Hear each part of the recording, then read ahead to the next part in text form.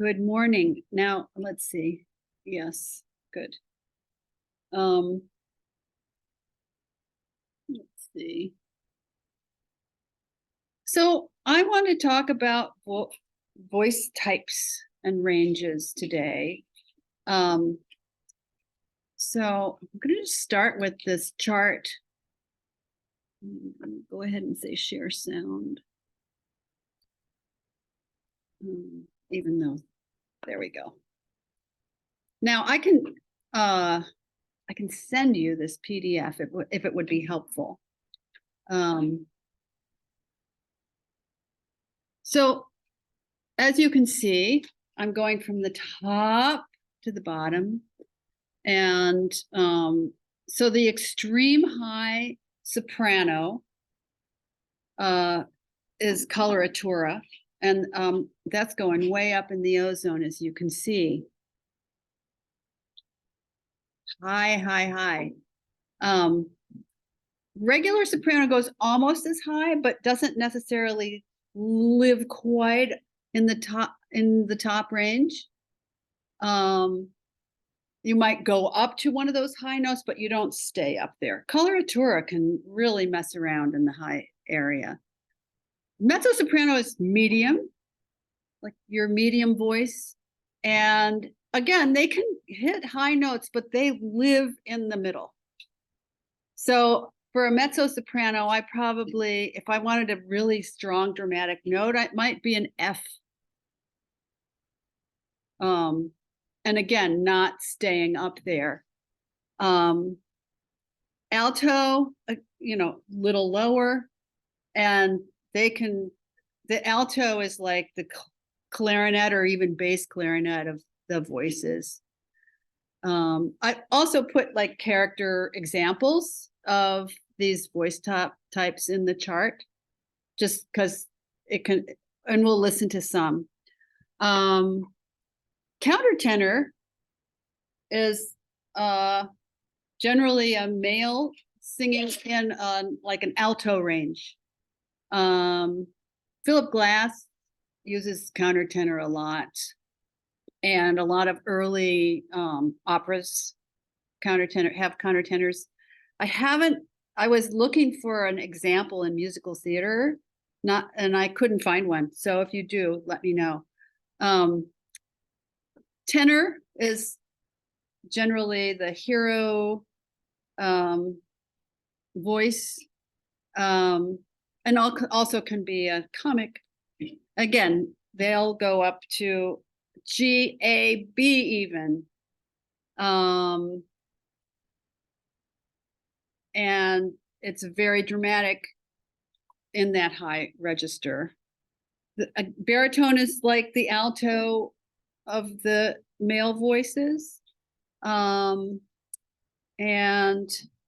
your bass, just a little, it sits lower and it's richer. So just different qualities of voice. In musical theater, you'll see I've just changed the ranges a little bit. Musical theater tends to sit slightly lower than opera, mostly because are you recording? Yes. Okay. Yeah. In musical theater, you really want to concentrate on the text. You really want the audience to hear the words. And so when we're in our kind of middle range, it's easier to understand the words. If you're way up in the ozone, we're going to listen to Queen of the Night. When she's up there, she's not saying any words. She's just singing notes. And Cunegonda, same thing in Candide. When they're in their very high range, they're just playing around. And if you wanted a word up there, nobody would understand it. Yeah. The bass is a different story. You can really hear it down in the low stuff.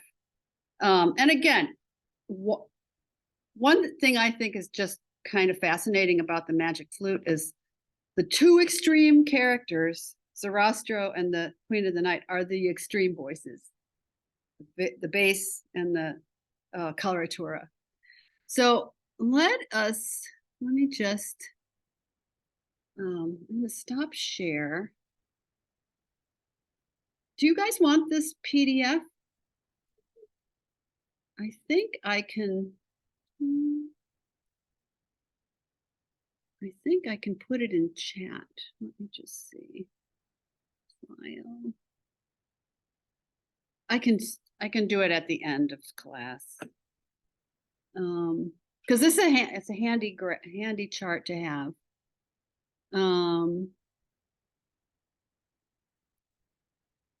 All right, I'm gonna go over to.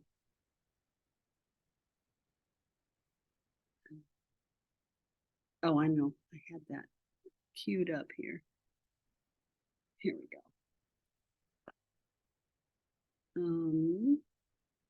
Now I want to listen to the Queen of the Night. Do you want to look at I have the score for that. Do you want to look at the score while you're listening to or do you want to watch the video? Maybe I can do both. I can split screen. Oh, great. My whole thingy is on here. Let me just find the score.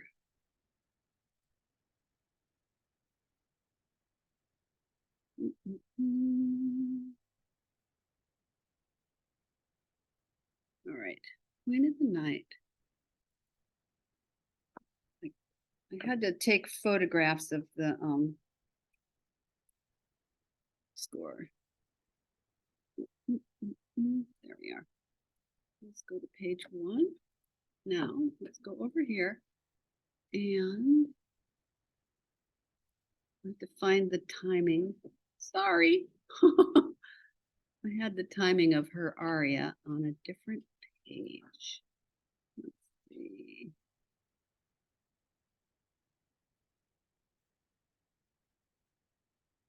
Nope, not that one. Oh, here we are.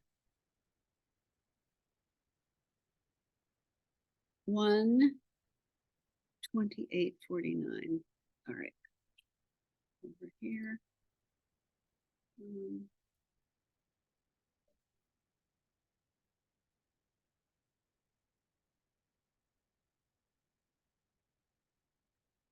Do you want to know what she's saying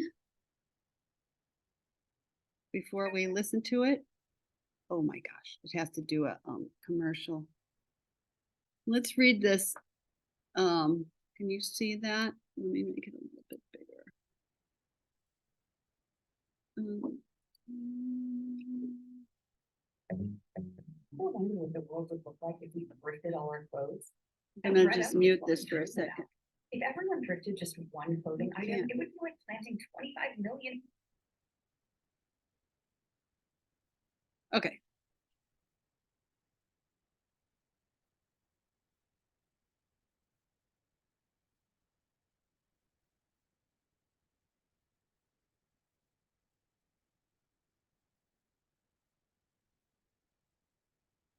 He's mad.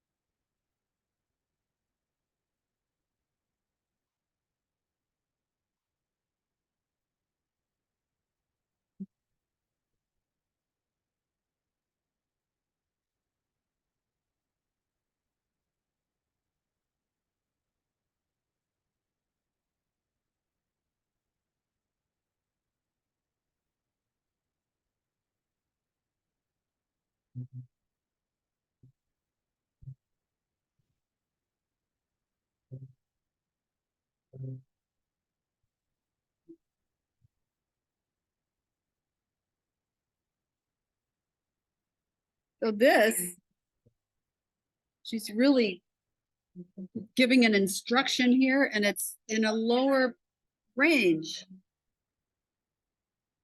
This is important text.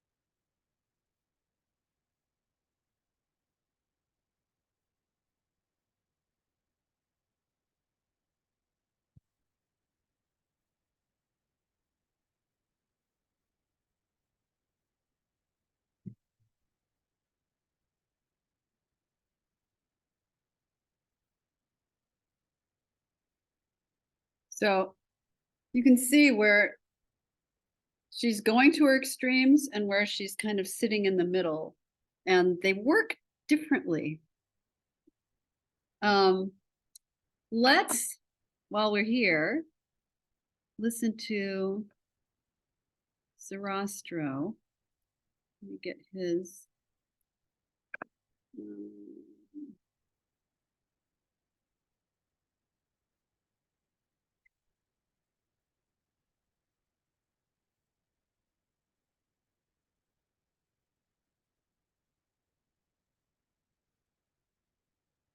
You can look at his translation for a sec.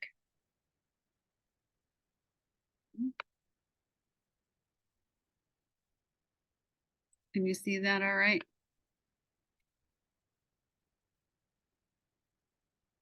This is like this is a kind of a prayer. It's very different feeling than her aria. He's sort of the reasonable guy here. It's almost comforting. And there's a choral. He's got a backup band, choral elements. All right, now his is at 114.52.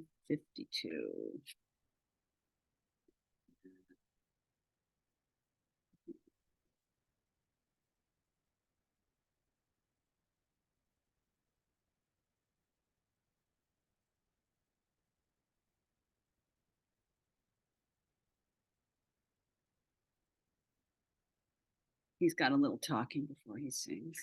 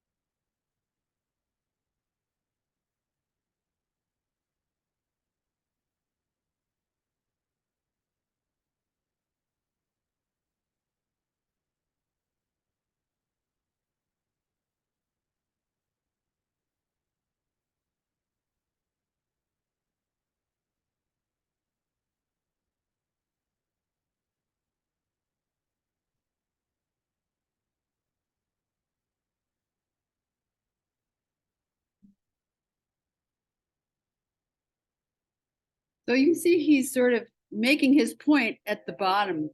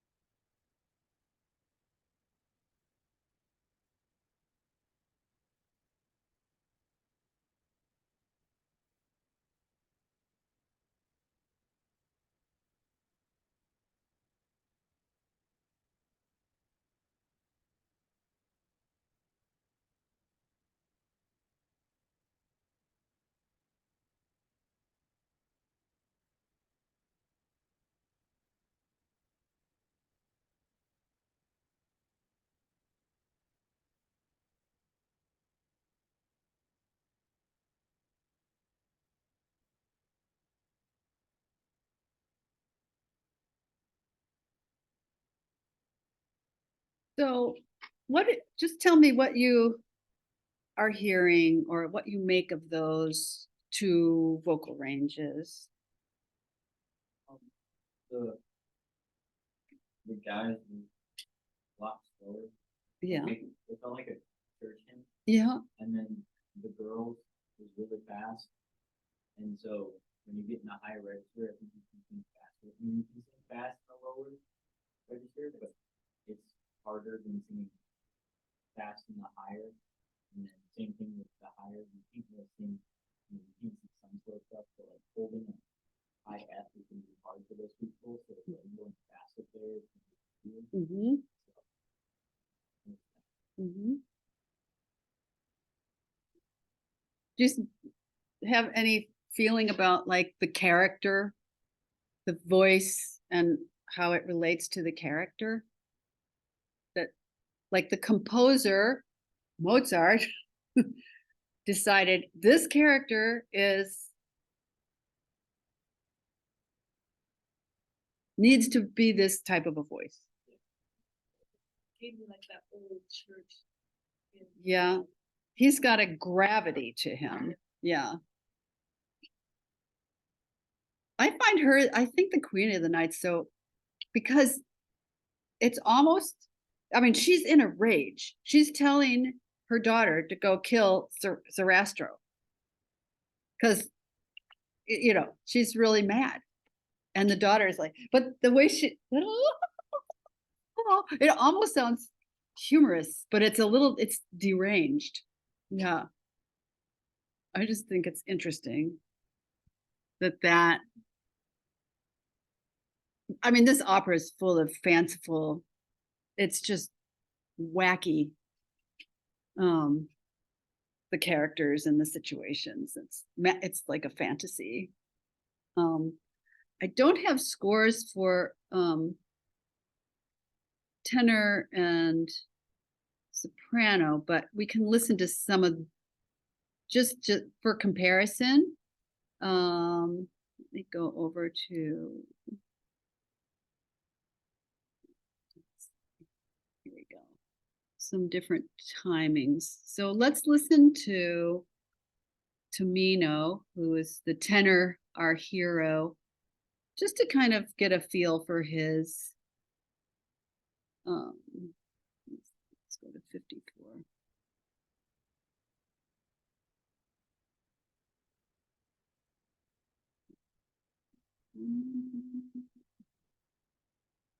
That gets in your head, the Queen of the Night.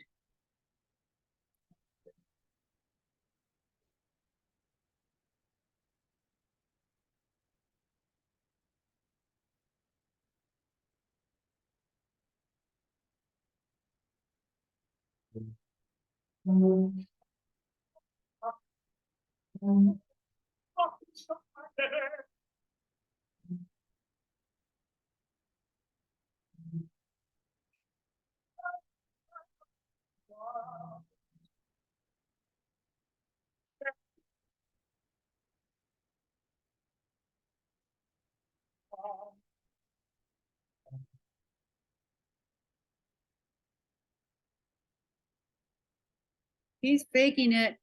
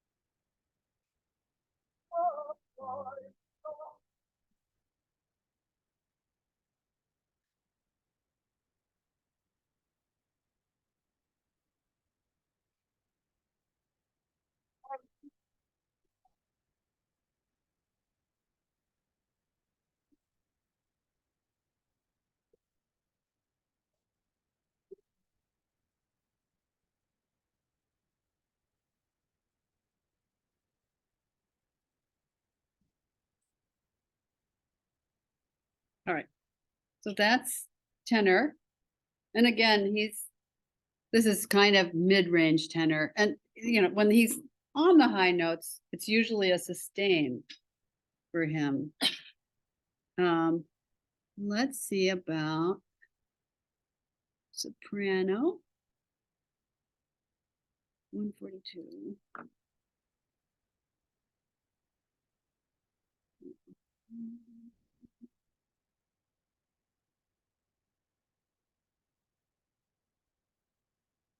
Just the difference between the soprano and the coloratura.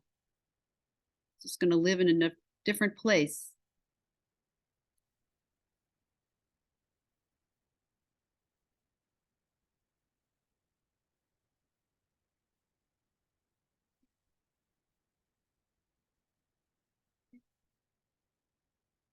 It's an interesting opera because it's got spoken parts in it.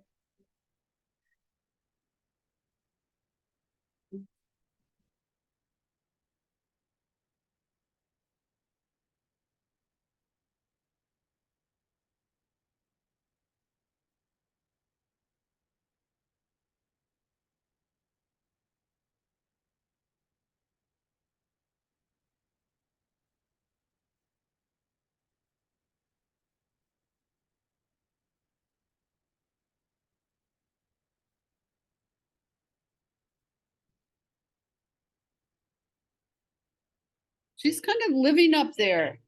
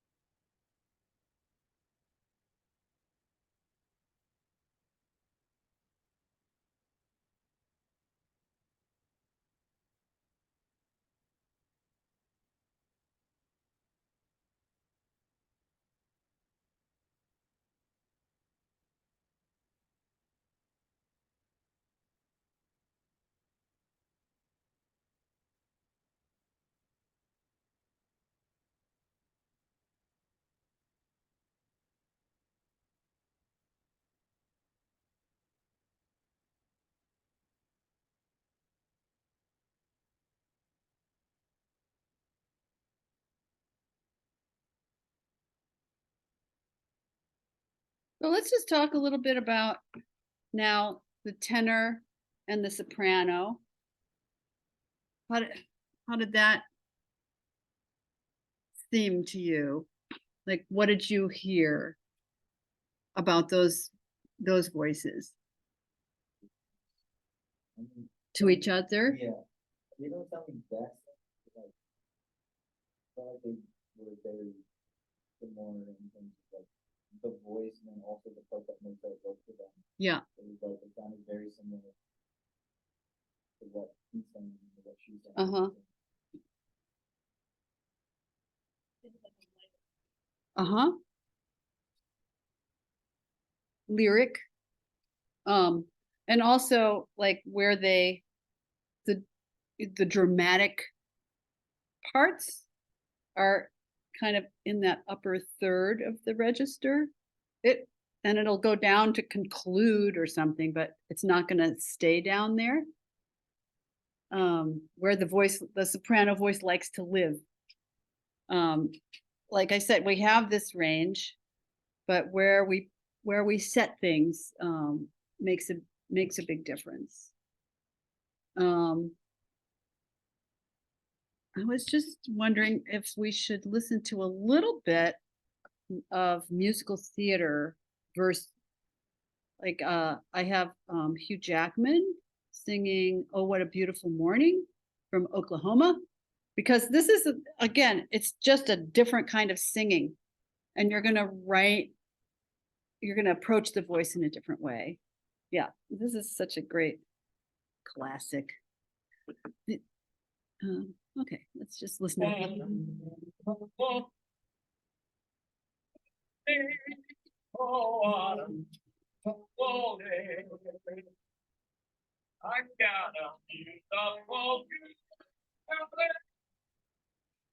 This is baritone.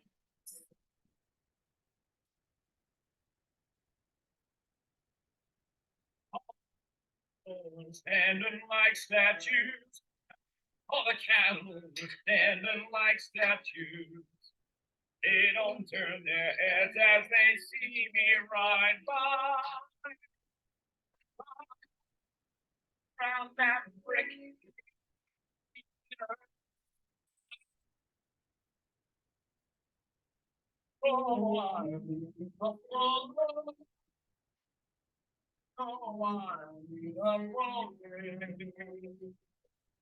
I got a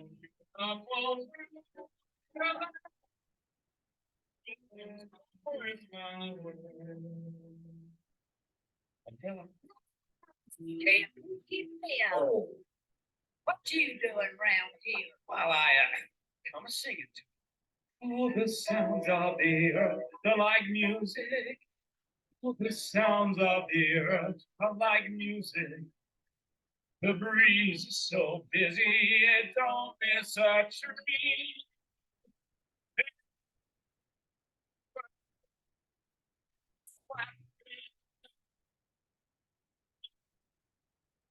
So let's talk about that voice as opposed to an opera voice. What are you hearing there?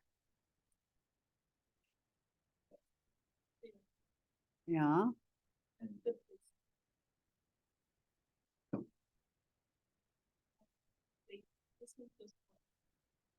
Uh-huh. Yeah. Yeah. The operas are, yeah, you're really like going for your vowels in the opera. And musical theater, it's not that you're not going for your vowels, but uh you're really having your consonants. The text is very, very forward. And maybe opera is the voice forward and the text is there. I mean, we want to understand it, but this is more, it's like almost closer to speaking in approach. I also think he's pretty fantastic. Oh my God, that phrasing. But you understand every word. And again, we're not going to extremes in the range. How about an art song? Again, it's different. This is Barber. Sure, on this shining night. Listen a little bit of this.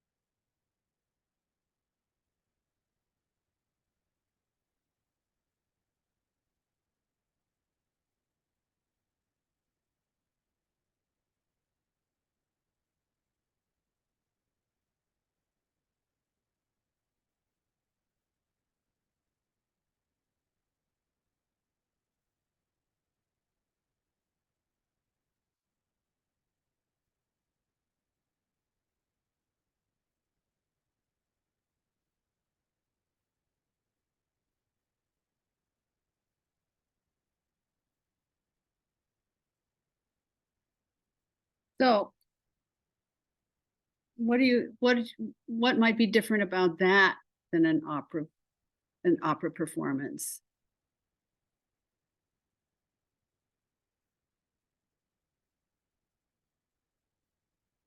Closer to opera?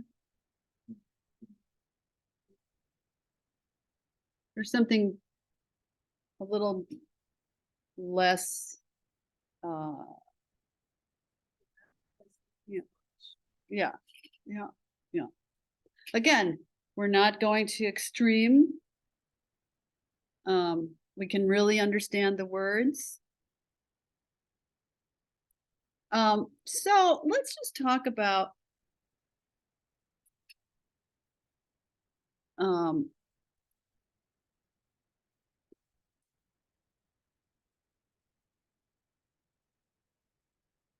I know you're thinking about writing some vocal music. Like how will you choose the voices? What do you want to put forward musically?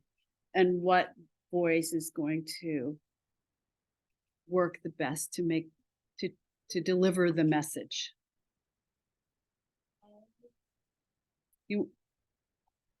So we want to think about what's the text, what's the story we want to tell, and who's telling it, and what are they like?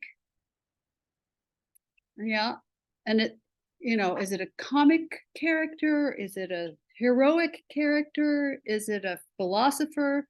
And what kind of voice might they have? And is it a high drama opera? Is it a street scene, contemporary?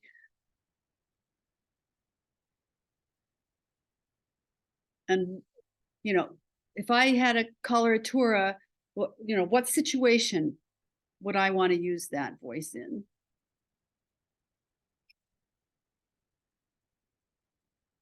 So all these voices, I think, really the voice type it's like orchestration in a way. It's a color. It's going to give you drama in a certain range.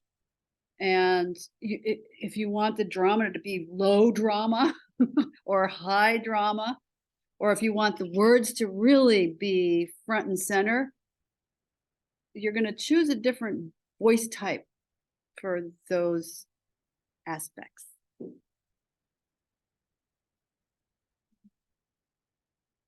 never written for voice performance, and my prior experience is very limited. So this is cool. Yeah. Yeah, I think just different voices just automatically show you something. And we'll talk later in the week about working with vocalists, because every voice is unique. So just somebody might be a soprano, but they'll have like, oh, this note for me is bad. Or, everybody has a different thing. So it's in general finding those ranges and working with the voice. And then if you're writing for somebody specific, then I think that's really fun, because then you're really tailoring it to their specific voice. But yeah, a tenor, a heroic tenor, a dramatic tenor, baritone, comic baritone, serious bass.